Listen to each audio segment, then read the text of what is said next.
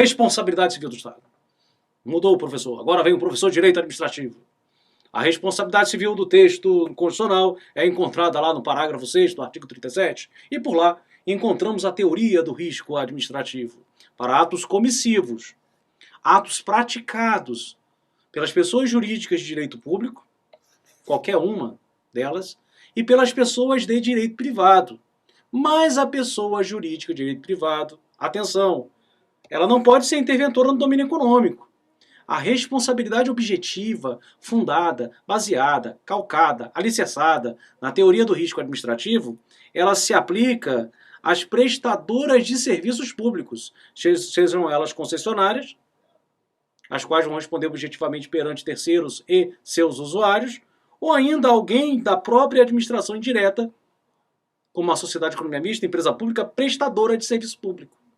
Quero dizer que esse parágrafo 6º ele não se estende automaticamente a uma interventora no domínio econômico, como Caixa Econômica Federal e Banco do Brasil. Ela deve ser prestadora de serviço público. Entendi. Segunda observação. A primeira, né, o ato é comissivo. Logo para o ato omissivo, que é a nossa inércia, na hora da prova, você vai levar como regra, a responsabilidade pelo ato omissivo gera responsabilidade do tipo subjetiva, porque depende de dolo ou culpa, como regra. Agora, na hora da prova, se aparecer uma situação concreta, não é muito caso da Fundatec não, mas se aparecer, vai que ela inusitadamente nos traga uma questão muito bem formulada com caso prático, você vai ter que avaliar. Houve omissão? Sim. Houve a falta do dever específico de agir? Sim. E aí teremos uma responsabilidade de natureza objetiva. Você vai ter que analisar se houve falta dever específico de agir.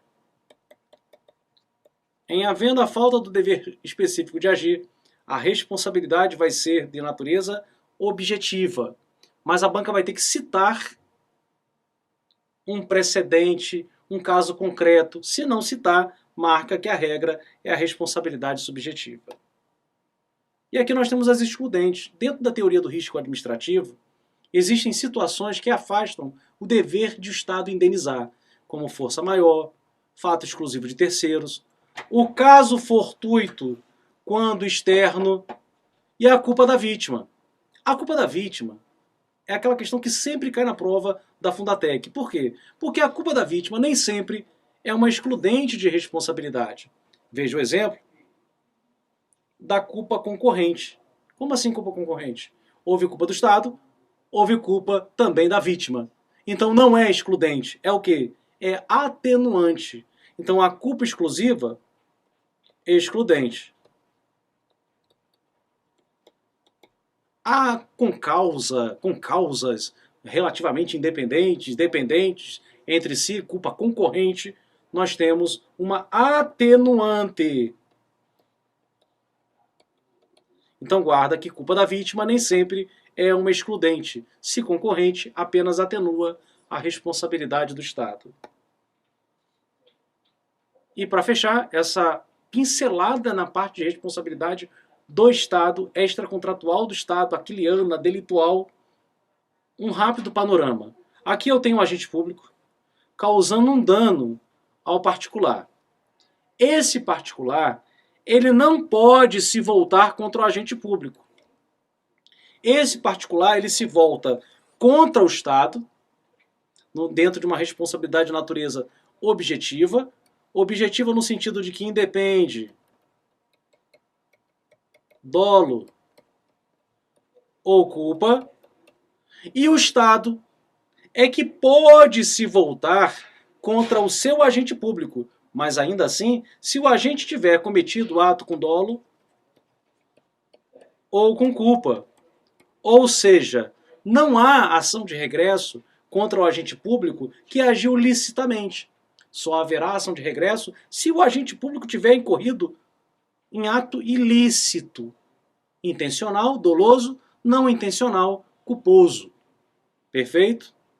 Essas são as observações e a gente pode agora passar a um exercício da sua banca Fundatec. As pessoas jurídicas de direito público, quando no exercício assegurado o direito de regresso, nos casos de dolo e culpa verdadeiro. Item 2. As pessoas jurídicas de direito privado, como por exemplo concessionária, causarem danos a terceiros, verdadeiro. As empresas públicas, sociedade de economia mista, no exercício de atividade econômica em sentido estrito, quando seus agentes causarem danos a terceiros, poderão se submeter aos efeitos da teoria. Respira. Eu sei.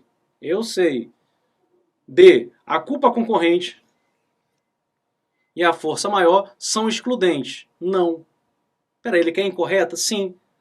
Vai brigar com a banca? Não, você não vai brigar com a banca. Porque força maior é excludente. Mas a culpa concorrente, ela é só uma atenuante.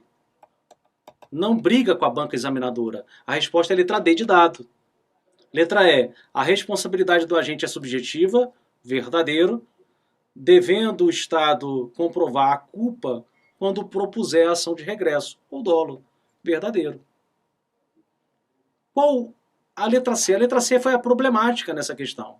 Não está dizendo, em nenhum momento, que a empresa pública e sociedade de economia mista vai responder objetivamente, segundo o parágrafo 6º do artigo 37.